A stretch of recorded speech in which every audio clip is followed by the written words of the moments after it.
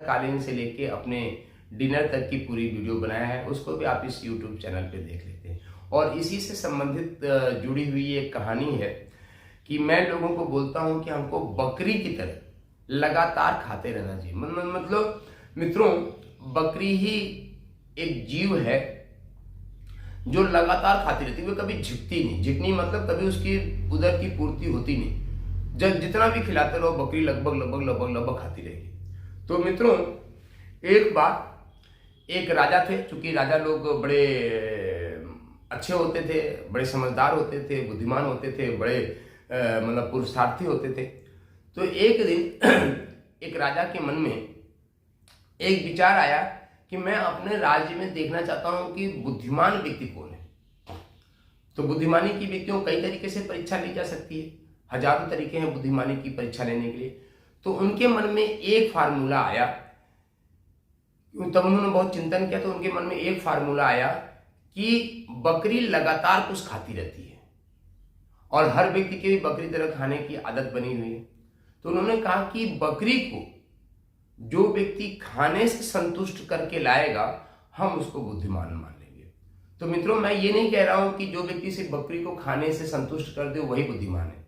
बुद्धिमान हर प्रकार के लोग होते हैं और इसको हजारों प्रकार से इसकी परीक्षण किया जा सकता है। तो जो बुद्धिमान है वे इस पे जो है हमारे को कृपा करेंगे। तो हम एक प्रकार बोले, राजा ने अपने पूरे एरिया में डुगडुगी बजवा दी और डुगडुगी बजवाने के साथ में बोला कि एक बकरी सुंदर सी नौजवान मतलब 3-4 साल की जो बकरी होती है एकदम नौजवान मानी जाती है, बकरी को लिया और बोला कि भाई डुगडुगी पूरे अपने जो है क्षेत्र में जहां तक उनका राज था उन्होंने पिटवा दिया कि इस बकरी को जो संतुष्ट करके लाएगा उसको हम बुद्धिमान मानेंगे, उसको हम पुरस्कार देंगे। मित्रों, राज दरबार के सामने, हवेली के सामने लाइन लग, लोग डेली लोग आए, बोले कि नहीं हम बकरी को ले जाएंगे और इसको हम संतुष्ट करके ले आएंगे। लाइन लगे मित्रों। राजा साहब एक व्यक्ति को दे देते कि ले जाओ बकरी को, दिन भर खिलाओ पिलाओ और शाम को लाना, मैं इसका परीक्षण करूंगा। मित्रों, वे व्यक्ति ले जाता बकरी को, खूब हरी हरी घास बढ़िया बढ़िया, कुछ लोग तो मतलब कि खिलाता और ले आता। शाम को जैसे लाता राजा साहब के सामने, राजा साहब सुंदर हरी हरी घास बकरी के सामने दिखाते और बकरी चबर चबर फिर खाने लगती। वे आदमी फेल हो जाता है। उसको बड़ा आश्चर्य होता है यार कि बकरी को मैंने इतना घुमाया, इतनी अच्छी चीज खिलाई और फिर भी आके यहाँ पे घास खा ली, बताओ मैं क्या करूं। मित्रों, कुछ लोग तो इतने समझदार निकले कि बकरी को ले गए तो बोले घास वास क्या खिलाना है इसको, बढ़िया काजू पिस्ता बादाम खिलाओ, ये काजू पिस्ता बादाम खा के झिक जाएगी तो ये सूखा घास क्यों खाएगी। काजू पिस्ता बादाम खा के बकरी आई और फिर जो है मतलब राजा साहब ने उसके सामने हरी हरी घास डाली, बकरी फिर खाने लगी, वो भी आदमी फेल हो गया। क्योंकि पता है कि मित्रों, से दो ही जानवर ज्यादातर ऐसे हैं जो कांटे को भी खा लेते हैं, एक तो बकरी है, दूसरा ऊंट है। क्योंकि ये दोनों रेगिस्तान में सबसे ज्यादा जो है, क्योंकि इनके मित्रों इनके सलाइवा में कुछ, इनके मुंह में एक ऐसा सलाइवा ग्लैंड होता है जो कांटे को भी पिघला देता है। कांटा इनके मुंह में चक्कन जैसे मुंह में जाएगा कांटा पिघल जाता है। इसीलिए बकरी और ऊंट दोनों कांटे के झाड़ को भी खा लेते हैं। एक व्यक्ति ने कहा कि इसको हरी हरी घास खिला दे, तो बकरी को कांटे की झाड़ बड़ी पसंद है, तो कांटे की बैरिया की झाड़ जानते हैं, छोटी छोटी बैरिया की झाड़ को खूब खिलाया। दिन भर बकरी खाती रही। शाम को जैसे ही पहुंचा तो राजा ने फिर बकरी के सामने हरी घास डाली और बकरी चाव से खाने लगी, वो भी आदमी फेल हो गया।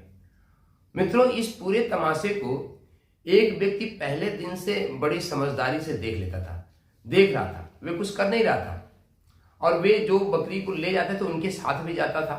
वह रिसर्च कर रहा था मित्रों, वे शोध का विद्यार्थी था मित्रों। पहले दिन देखा कि ढेर सारे लोग बकरी को ले जा रहे हैं और अच्छी चीजें खिला रहे हैं और बकरी आती है तो फिर घास खाने लगती है।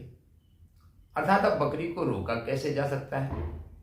तब उसने कहा कि मित्रों, संयम जो है और डर बहुत बड़ा है। तो जब सारे लोग खत्म हो गया, कोई व्यक्ति राजा को मिला नहीं, तो अंत में वह व्यक्ति आया, कहा राजन आज आप हमें बकरी को दे दीजिए, हम इसको आपको विश्वास दिलाते हैं कि हम संतुष्ट करके लाएंगे।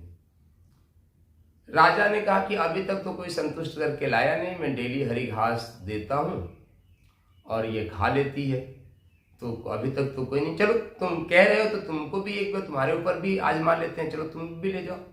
मित्रों, वह बकरी को ले गया आधे टाइम मित्रों, मतलब सुबह से लेके दोपहर तक तो बकरी को हरी हरी घास, कांटे, काजू, वे सभी चीजें बकरी को खिला दिया।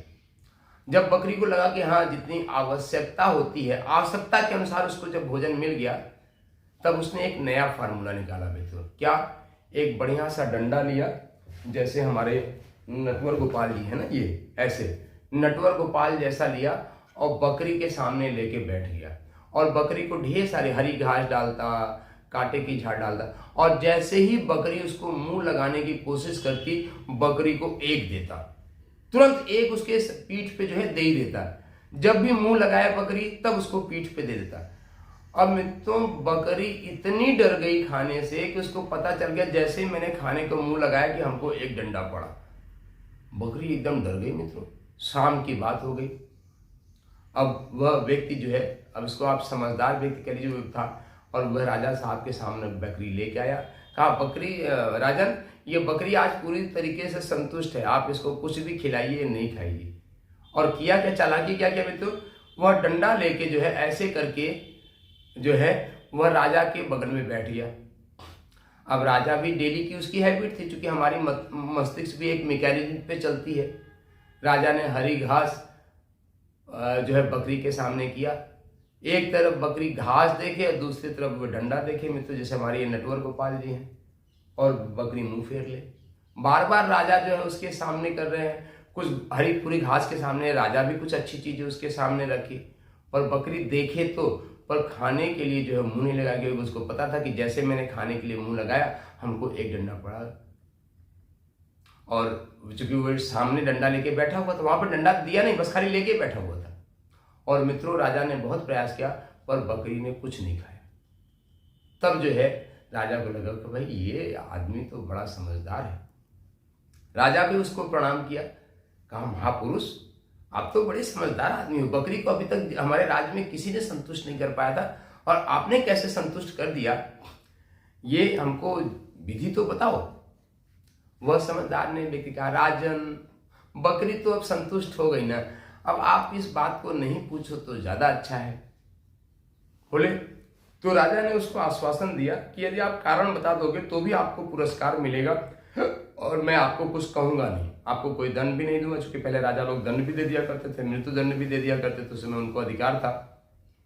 तो राजा ने उस व्यक्ति को विश्वास दिलाया कि मित्रों, मैं आपकी से प्रसन्न हूं, बहुत प्रसन्न हूं, और मैं मतलब आपको पुरस्कार भी जो हमने घोषणा किया है सहस्त्र मुद्रा, वो भी सहस्त्र मुद्रा का पुरस्कार भी दूंगा, और कोई दंड भी नहीं दूंगा। पर मैं जानना चाहता हूं कि जो पूरे राज्य में जो व्यक्ति काम नहीं कर पाए, आपने इस काम को कैसे कर दिया। तो मित्रों पूरी प्रक्रिया उसने बता दिया कि राजन, पहले तो मैंने बकरी को आवश्यक जितना भोजन था उसको तो उतना मैंने आवश्यक भोजन दे दिया ताकि उसका शरीर संतुष्ट रहे, पर जो हमारे मन का लालच होता है, लालच को हमने इस डंडे से कंट्रोल कर दिया। तो मित्रों ये कहने का मतलब होता है कि हमारा भी शरीर ऐसा ही है, आधा तो हमारे शरीर की आवश्यकता है, जैसे कि हमने आपको पिछले वीडियो में बताया है कि सिर्फ मित्रों 2000 से लेके मतलब 2500 मतलब 2600 कैलोरी की हमारे शरीर को आवश्यकता है। मतलब हमारे शरीर को सिर्फ 4 से 500 ग्राम कैलोरी की तो आवश्यकता है, पर हम खा रहे हैं मित्रों 10,000 कैलोरी। तो 10,000 कैलोरी जाए कहां मित्रों, आपके शरीर में ही फैट बन के जमा होगा, हमारे पाचन शक्ति पे भी एक्स्ट्रा दबाव बनेगा। तो मित्रों उसको संयम से, कठोरता से, डंडे का मतलब मित्रों मारना नहीं होता, डंडे का मतलब होता है मित्रों संयम, अनुशासन और कठोरता। तो अपने मन को संयम से, अनुशासन से और कठोरता से रोकना चाहिए। इस कहानी को सुनाने का तात्पर्य हमारा यही था मित्रों कि हमारा मन जो है वह बकरी की तरह है। अपने मन को हम अनुशासन से, कठोरता से और संयम को रोक के जितना हमारे शरीर को आवश्यक है हमको उतना ही भोजन ग्रहण करना चाहिए। इसी में समझदारी है, और ऐसा हम करते हैं तो ही हम समझदार, ईमानदार, जिम्मेदार और बहादुर हैं। समझदार, ईमानदार और जिम्मेदार और बहादुर हैं। तो आइए मित्रों, आपका जीवन स्वस्थ हो, प्रसन्न हो, आनंदित हो, इसी के लिए है मित्रों मैं मित्रश्री, मैं योगा और मेडिटेशन सिखाता हूँ। हमारे पास 49 टाइप ऑफ विशेष प्रकार के मेडिटेशन हैं जो पिछले 25 साल के रिसर्च के बाद हमने इनको तैयार किया हुआ है। बहुत ही यूनिक टाइप ऑफ मेडिटेशन है। इस YouTube चैनल पे हमारे मेडिटेशन भी, बेसिक मेडिटेशन उपलब्ध है, यदि आप इसके आगे की प्रक्रिया सीखना चाहते हैं तो मित्रों आप हमसे डायरेक्ट संपर्क बनाएं। डिस्क्रिप्शन बॉक्स में हमारे मोबाइल नंबर दिए हुए हैं, आप उसमें व्हाट्सअप करें, आप हमारे साथ अपॉइंटमेंट फिक्स करें, हम आपको आगे की सारी मेडिटेशन प्रक्रिया है। हमारा संकल्प है मित्रों, जैसा हमने शुरू में बोला है, उठो धरा के वीर सपूतो धरती स्वर्ग बनाना है। हम चाहते हैं आपका अपना जीवन स्वर्ग जैसे वातावरण में रहे और यह पूरी तरीके से संभव है मित्रों, पूरी तरीके से संभव है। आप हमसे जुड़िए, अपने जीवन को स्वर्ग बनाइए। इसी शुभकामनाओं के साथ, मंगल कामनाओं के साथ, शक्ति शंभु, जय सिया राम। शक्ति